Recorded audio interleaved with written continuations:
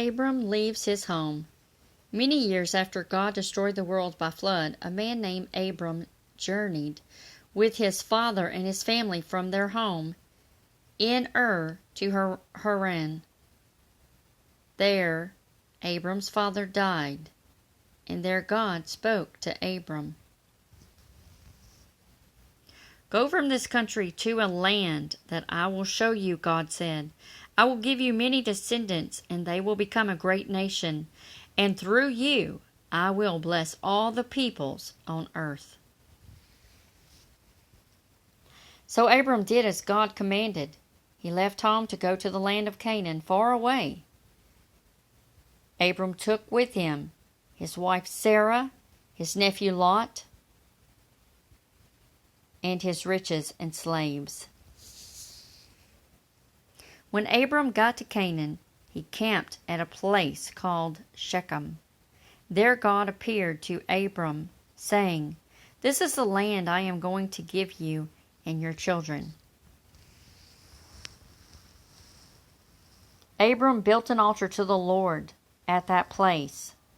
Then Abram moved on south, and there was a bad famine in Canaan at that time, so Abram decided to go on down to Egypt for a while.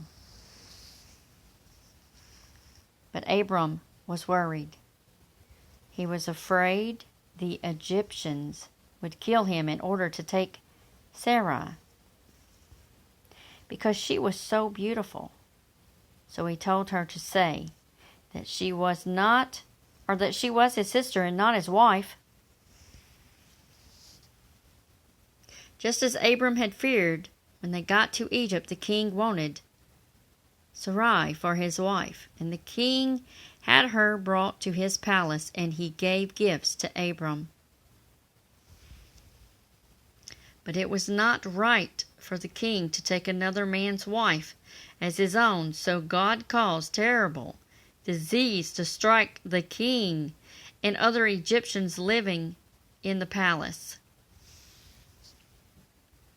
When the king figured out what had happened, he told Abram to take Sarai and go away. The king's men took Abram and his wife and sent them out of Egypt. So Abram returned to Canaan, and soon his servant and Lot's servants began to have fights. Both men had large herds of sheep and goats, and there was not enough grass to feed them all. Quarreling and fighting are bad. Abram said to Lot, "Let's live in different places so there won't be any more trouble." Lot agreed and decided to move to Sodom. Abram stayed near Hebron. Then the Lord spoke to Abram again. "This land will belong to your descendants forever," he said, "and I will give you so many descendants that you won't be able to count them all."